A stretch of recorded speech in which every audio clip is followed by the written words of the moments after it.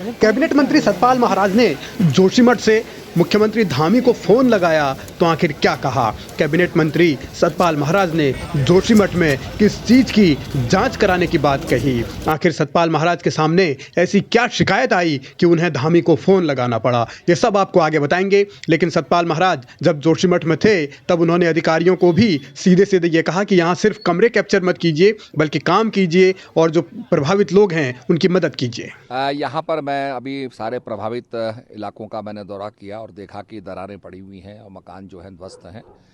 निश्चित रूप में यहाँ पर जो है ज़मीन धंस रही है और आप जानते हैं कि ये सेस्मिक जोन है। यहाँ पर भूगर्भीय परिवर्तन होते रहते हैं और हिमालय के बारे में ये कहा जाता है कि हिमालय हर वर्ष जो है आधा से 1 इंच जो है आगे बढ़ रहा है। तो कॉन्टिनेंटल शिफ्ट से यहाँ पर जो हैं हरकतें होती रहती हैं धरती के अंदर और ये एक यहाँ पर जो है बड़ा दुखद हादसा हुआ है और मैंने ये हिदायत दी है यहाँ पर और राहत सामग्री पहुँच रही है, मदद भी मिल रही है, विस्थापितों के लिए काम भी हो रहा है। मैं खुद गुरुद्वारे में देखने गया था, उसके बाद यहाँ भी मैंने भंडारा देखा। निश्चित रूप में जो अभी राशि दी गई है 50,000 की राशि, वो विस्थापन की राशि दी गई है। इसमें जो किराएदार के मकान हैं और जिनके मकान बने हुए हैं बराबर राशि मिली। इसके बाद निश्चित रूप में आंकलन किया जाएगा, आंकलन के बाद और भी उनको सहायता दी जाएगी। पर्यटन मंत्री ने यह भरोसा जरूर दिलाया कि जो प्रभावित लोग हैं उनको पूरी मदद दी जाएगी, सरकार के स्तर पर कोई कसर नहीं छोड़ी जाएगी। लेकिन जो सवाल सतपाल महाराज के सामने आया और उसके बाद उन्होंने सीधे मुख्यमंत्री को देहरादून फोन लगाया, वो भी जरा समझ लीजिए। माननीय प्रधानमंत्री जी ने और माननीय गृह मंत्री जी ने ये विश्वास दिलाया है कि कोई भी कमी नहीं रखी जाएगी, पूरी मदद जोशीमठ को दी जाएगी। इसके साथ साथ यहाँ पर मैं पानी भी देखने गया था मारवाड़ी में, तो पहले तो वहाँ 500 LPM पानी आता था, अब वहाँ पर हमने देखा बहुत कम हो गया है और सबने बताया कि बहुत ही पानी कम हो गया है।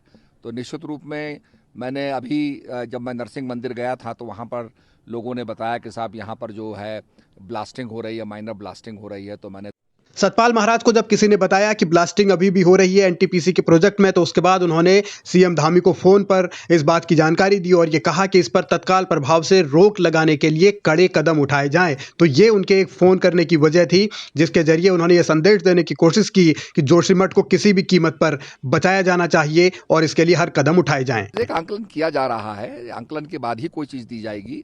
आवासीय भवन इसलिए तोड़े जा रहे हैं, बड़े खतरनाक बने हुए हैं और आपने देखा होगा, इस पर भी हम लोग अभी इंक्वायरी करेंगे कि भाई इस प्रकार से इतनी मल्टी स्टोरी बिल्डिंग्स की अनुमति कैसे दी गई, जबकि ये पहले से ही कम से कम मैं जब यहाँ आता था आज से 20 साल पहले तो यही था कि जोशीमठ सिंक कर रहा है, धंस रहा है, ये बात चर्चा थी।